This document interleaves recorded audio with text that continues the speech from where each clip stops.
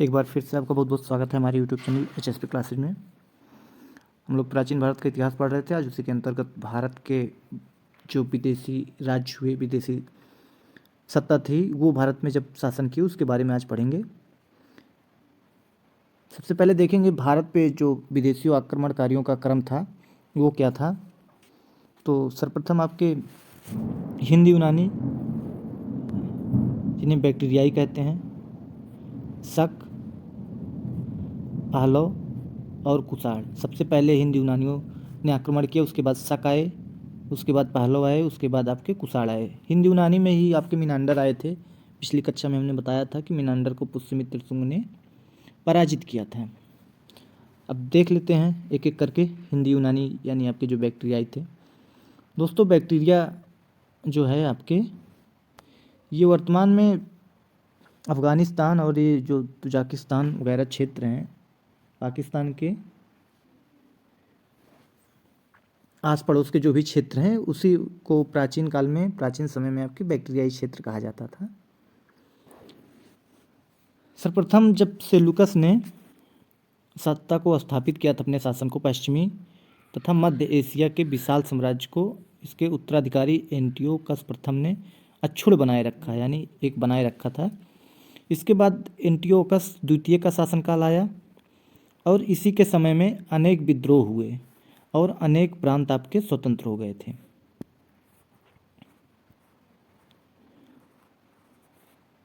शुरू से समझते हैं। सेलुकस निकेटर जो आपका था, सिकंदर का सेनापति था, और सिकंदर की मृत्यु के बाद जो उसका शासन था, पश्चिमी और मध्य एशिया के विशाल साम्राज्य उसके पास थे। सेलुकस का उत्तराधिकारी हुआ एंटियोकस प्रथम, जिसने सब कुछ संभाले रखा। उसके बाद एंटियोकस द्वितीय का शासनकाल आया और इसके समय में अनेक विद्रोह हुए और अनेक प्रांत जो थे स्वतंत्र हो गए, जिसमें से आपके बैक्टीरिया क्षेत्र जो था, ये अफगानिस्तान के आसपास का क्षेत्र, यहाँ जो विद्रोह हुआ इसका नेतृत्व जो किया गया वो किया गया डियोटस प्रथम के द्वारा। और डियोटस प्रथम के साथ इन राजाओं ने शासन किया। Diodotus second, Euthydemus, Demetrius, Menander, Eucratides, Antialcidas तथा हर्मिस, ये सब राजा जो हैं बैक्टीरिया क्षेत्र पर शासन किए। इन सभी में जो सबसे महान शासक हुआ था आपका, वो आपका हुआ था मिनांडर, जिसको भारत के शुंग वंश के पुष्यमित्र शुंग ने हराया था। पिछली कक्षा में हमने बताया है। इसकी राजधानी साकल हुआ करती थी, आधुनिक सियालकोट। सियालकोट आपका पाकिस्तान में है, वर्तमान में पाकिस्तान में है।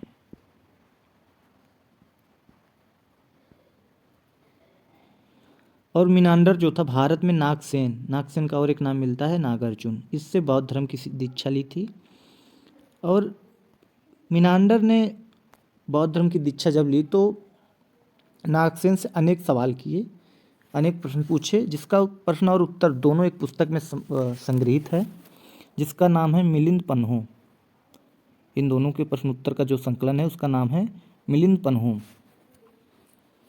हिंद यूनानी भारत के पहले शासक हुए जिनके द्वारा जारी किए गए सिक्के से हम लोग ये निश्चित रूप से कह सकते हैं कि यह सिक्का किन किन राजाओं के द्वारा जारी किया गया है। यानी इनके द्वारा जो सिक्के जारी किए गए उसमें एक क्लियर था कि किस राजा का कौन सा सिक्का है। सर्वप्रथम ये क्वेश्चन कई बार आया एग्जाम में कि भारत में जो पहला सोने का सिक्का जारी किया गया था, किसने जारी किया? तो आपके हिंद यूनानी शासकों ने आपका सर्वप्रथम सोने का सिक्का जारी किया था। ये इम्पोर्टेंट है, कई बार एग्जाम में पूछा गया है। सबसे पहली बार सोने का सिक्का जारी किया हिंद यूनानियों ने, लेकिन दोस्तों सर्वाधिक जो सोने का सिक्का जारी किया गया था कुषाण शासकों ने जारी किया था। सर्वप्रथम पहला और सर्वाधिक, सबसे अधिक, ये दोनों बहुत कन्फ्यूजन करते हैं। बढ़िया से आप लोग ध्यान देकर याद कर लीजिएगा कि सबसे पहले सोने का सिक्का हिंद यूनानियों ने जारी किया और जो सर्वाधिक सोने का सिक्का जारी किया गया था कुषाण शासकों ने जारी किया था। इसके अलावा हिंद यूनानी शासकों के द्वारा ही पश्चिमोत्तर सीमा प्रांत में, यानी आपके जो काबुल वगैरह का क्षेत्र है, अफगानिस्तान का क्षेत्र है, पाकिस्तान के इधर उत्तर में, यहाँ एक प्राचीन कला चलाई जिसे हेलियोनिस्टिक आर्ट कहते थे। हेलियोनिस्टिक आर्ट भारत में जो गांधार कला है, गांधार शैली है, इसका सर्वोत्तम उदाहरण है। इसके अलावा जो भारत में पर्दा प्रथा है, यूनानियों ने पर्दे का प्रचलन आरंभ किया, इससे भारतीय नाट्य कला के विकास में योगदान मिला। पर्दा यूनानियों की देन है, इसलिए इसको यवनिका भी कहा जाने लगा। पर्दे का एक नाम और हम लोग हिंदी में पढ़ते हैं यवनिका, इसी वजह से कहा जाता है क्योंकि इसको यूनानियों ने ही इसका निर्माण किया था, इसको प्रचलित किया था। इसके बाद जो आक्रमण आपका हुआ था शकों का हुआ था। यूनानियों के बाद जो आपका आक्रमण हुआ शकाए, और शकों की 5 शाखाएं थी। हर शाखा की राजधानी भारत और अफगानिस्तान में अलग अलग भागों में थी। पहली शाखा ने अफगानिस्तान, दूसरी शाखा ने पंजाब जिसकी राजधानी तक्षशिला, तीसरी शाखा ने मथुरा और चौथी शाखा ने पश्चिमी भारत एवं पश्चिमी शाखा ने उत्तरी दक्कन पर। दक्कन जो आपका ये तेलंगाना और नागपुर यानी महाराष्ट्र के कुछ हिस्से आपके जो दक्कन में आते हैं, यहाँ पर शासन किए। लगभग देखा जाए शकों की जो 5 शाखाएं थी, ये भारतीय उपमहाद्वीप के चारों ओर फैली हुई थी, जिसमें से आपकी मथुरा शाखा जो है सर्वाधिक प्रचलित थी। और प्रथम शक शासक जो था आपका मौज था, इम्पॉर्टेंट है ये। प्रथम शक शासक जो था आपका मौज था। शक जो थे मूलतः मध्य एशिया के निवासी थे और चारागाह की खोज में ये भारत आए थे। विक्रम संवत क्या है देखते हैं। शकों को जब हराया 58 ईसा पूर्व में, उज्जैन के एक स्थानीय शासक थे, इन्होंने शकों को हरा दिया और इनको हराया तो उसी के उपलक्ष्य में विक्रमादित्य की उपाधि धारण की। 58 ईसा पूर्व में इन्होंने शकों को हराया था और इसी के उपलक्ष्य में विक्रमादित्य की उपाधि धारण की और 58 ईसा पूर्व से एक नया संवत शुरू किया जो विक्रम संवत के नाम से जाना गया। उसी समय विक्रमादित्य जो थी एक लोकप्रिय उपाधि बन गई, जिसकी संख्या 14 तक पहुंच गई। यानी 14 राजाओं ने अपने नाम के आगे विक्रमादित्य का टाइटल जोड़ना शुरू किया था या जोड़ा था, जिसमें से सर्वाधिक जो प्रचलित हुआ, विख्यात हुआ, वो आपका गुप्त सम्राट चंद्रगुप्त द्वितीय था। जो सबसे अधिक विख्यात विक्रमादित्य हुआ, यानी चंद्रगुप्त द्वितीय सर्वाधिक विख्यात विक्रमादित्य था। गुजरात में चल रहे समुद्री व्यापार से यह शाखा करीब सबसे ज़्यादा लाभान्वित हुई थी और भारी संख्या में चांदी के सिक्के यहीं से आपके जारी हुए थे। शकों का सबसे प्रतापी जो शासक था रुद्रदामन प्रथम था।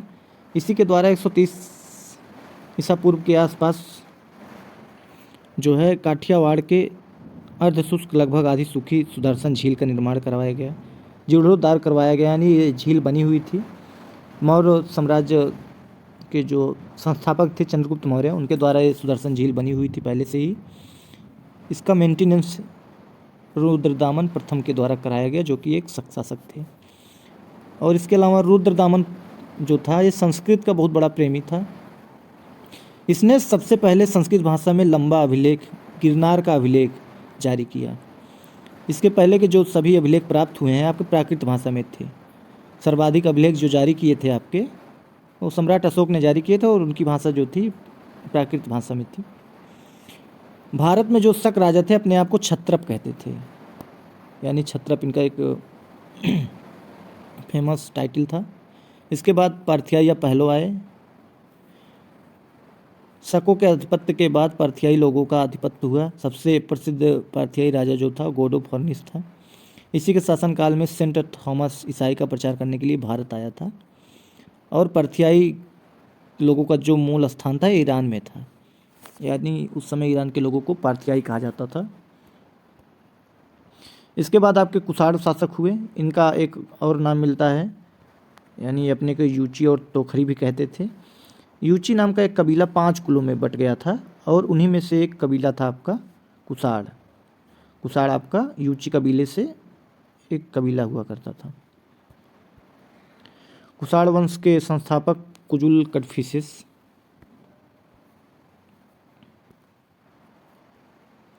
कुषाण वंश के जो संस्थापक थे कुजुल कडफिसेस थे। और इसी वंश का सबसे प्रतापी शासक जो था कनिष्क हुआ। इसकी राजधानी पुरुषपुर, वर्तमान में पेशावर, पाकिस्तान में है। कुषाणों की द्वितीय राजधानी एक मथुरा थी, यानी कुषाणों की दो राजधानियाँ थी, एक पेशावर एक मथुरा। कनिष्क ने 78 ईसा पूर्व में जब ये गद्दी पर बैठा भारत में, तब इसने एक संवत चलाया। 78 ईस्वी में एक संवत चलाया जिसे शक संवत के नाम से जाना गया। आज भी भारत सरकार द्वारा इसी संवत का प्रयोग किया जाता है। यानी विक्रम संवत आपका 58 ईसा पूर्व है और शक संवत जो है आपका 78 ईसा पूर्व है।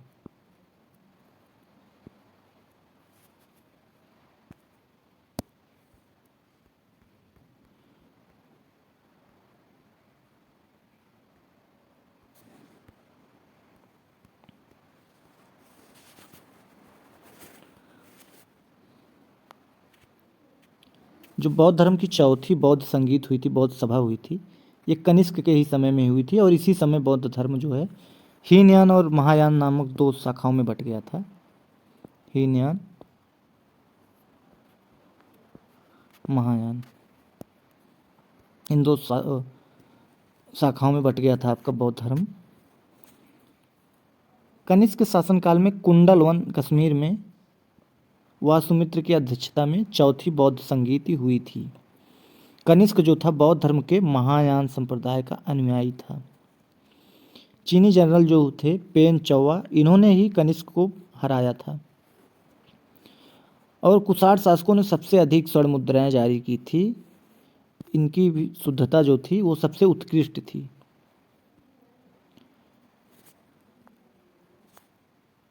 ये आपका एक इम्पॉर्टेंट फैक्ट है कि कुषाणों ने ही सोने के सर्वाधिक शुद्ध सिक्के जारी किए, जबकि प्रथम बार सोने का सिक्का जो जारी किया था हिंद यूनानी शासकों ने ही जारी किया था। इन दोनों में आप अंतर जानिए कि सर्वाधिक और प्रथम। कनिष्क का एक राज्य वैद्य था जो आयुर्वेदिक का विख्यात जानकार था, उसका नाम था चरक। इसने एक पुस्तक भी लिखी थी आयुर्वेद के ऊपर, चरक संहिता। इसी के शासनकाल में महाविवाह सूत्र के रचनाकार हुए वासुमित्र। इसे ही बौद्ध धर्म का विश्वकोश कहा जाता है। दो पुस्तक हुई है, एक को बौद्ध धर्म का रामायण, एक को बौद्ध धर्म का विश्वकोश कहा जाता था। महाविवाह सूत्र को बौद्ध धर्म का विश्वकोश कहा जाता है। और कनिष्क के जो राज्य कवि थे अश्वघोष, इन्होंने बुद्ध चरित की रचना की जिसे बौद्धों का रामायण कहा जाता है। दोनों इम्पॉर्टेंट हैं। वासुमित्र के समय में कनिष्क के समय में ही आपके वासुमित्र, पार्श्व, नागार्जुन, महाचेत, संग्रच, ये सब कनिष्क के दरबार में रहा करते थे। एक प्रकार के उनके रत्न थे दरबार के। नागार्जुन कनिष्क के ही समय में थे और इनको भारत का आइंस्टीन कहा जाता है। भारत का आइंस्टीन नागार्जुन को कहा जाता है। इनकी एक पुस्तिका थी माध्यमिक सूत्र। इसमें नागार्जुन ने सापेक्षता का सिद्धांत बताया था, जो आपका E = MC² है, वो सापेक्षता का सूत्र है। ये आपका नागार्जुन ने ही बताया था सर्वप्रथम। कनिष्क की जो मृत्यु हो गई थी 102 ईस्वी में हो गई। और कुषाण वंश का अंतिम शासक जो आपके हुए थे वो वासुदेव हुए थे। इसके बाद कुषाण राजा अपने को देवपुत्र कहते थे और यह उपाधि इन्होंने चीनियों से ली थी। गांधार शैली एवं मथुरा शैली का विकास कनिष्क के शासनकाल में ही हुआ।